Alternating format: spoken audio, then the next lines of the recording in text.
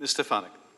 Thank you, Ambassador Sondland, for your service. And I also want to thank you for your recognition in your opening statement of your hardworking staff at the U.S. mission to the EU. Mr. Sondland, you testified that you never received any direct confirmation or specific information as to why there was a hold on aid. That's correct. And in fact, you testified, quote, President Trump never told me directly that the aid was conditioned on the investigations, end quote. That's correct. You said, quote, never heard those words from the president, correct? Correct. Instead, you testified that in your September 9th call with President Trump, the president said, quote, no quid pro quo.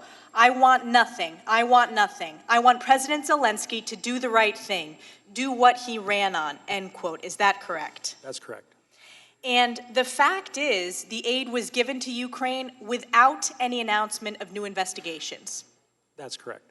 And President Trump did, in fact, meet with President Zelensky in September at the United Nations, correct? He did. And there was no announcement of investigations before this meeting? Correct. And there was no announcement of investigations after this meeting? That's right. And you've been very clear when Chairman Schiff has asked you broadly about investigations. You've corrected that to say specifically your understanding of investigations are investigation into the 2016 elections and investigations into Burisma. Is that correct? That's correct.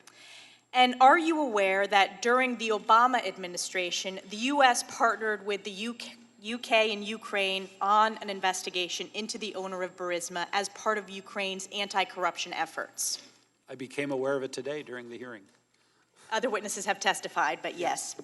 And in fact, the Obama administration State Department was concerned about the potential appearance of conflict of interest with Hunter Biden serving on the board of Burisma because they raised this as they were preparing Ambassador Yovanovitch for her Senate confirmation. Are you aware of that? I'm not aware of it. She testified, when I asked her that question, both in the open hearing and the closed deposition. And I've asked most of our witnesses this, and every witness I've asked has said yes, and I want to ask you this today. Do you believe that Hunter Biden having a position on the board of Burisma has the potential appearance of a conflict of interest? I don't want to characterize Hunter Biden's service on the board one way or another. I just don't know enough. So you disagree with every other witness that has answered yes, there is a potential appearance of a conflict of interest?